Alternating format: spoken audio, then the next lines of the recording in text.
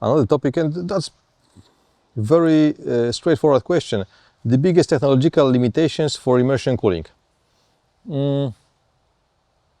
I think our minds. It's not sure if that's technological, it's biological. The biggest constraints which we have in terms of the adaptation of the technology. Because technology is out there. There are solutions, but well, what stops us? If that's so perfect, so fine, well, what's the issue? Why we don't use, so widely immersion cooling? Well, I would say that there are two constraints. One is the existing form factor of the immersion tanks. So that's technological or challenge. Most of the tanks which are designed or built, they are enormous, they are huge, they don't fit really well into the data halls, they don't really fit well into the, let's say, other locations. They are not so easy to operate with, and it's all challenging. That's one of the issues we have. Second challenge would be the form factor of the server, and I will illustrate that one.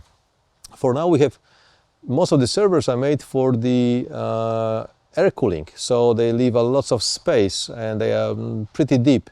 The deeper the server, the bigger tank will have, the more fluid, the more weight, the more material we have to use, and the bigger challenge with the, let's say, flow path, right?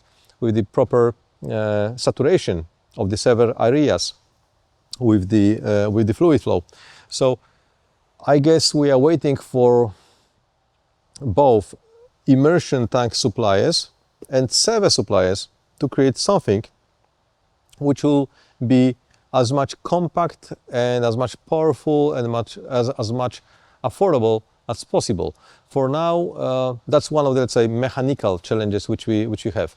I guess the other challenge would be the outrageous price of those immersion systems, and being completely biased, yes, we are also producing immersion tanks, but we assume that those tanks must be as simple and as not noticeable as IT racks. No one cares about the IT racks really, besides the IT rack suppliers. But they may be fancy racks and they may be standard kind of racks. No one cares about them, we care about the servers inside.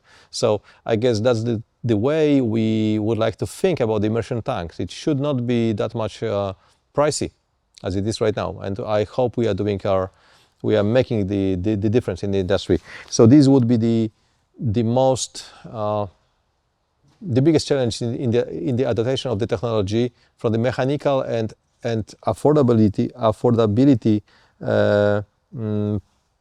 point.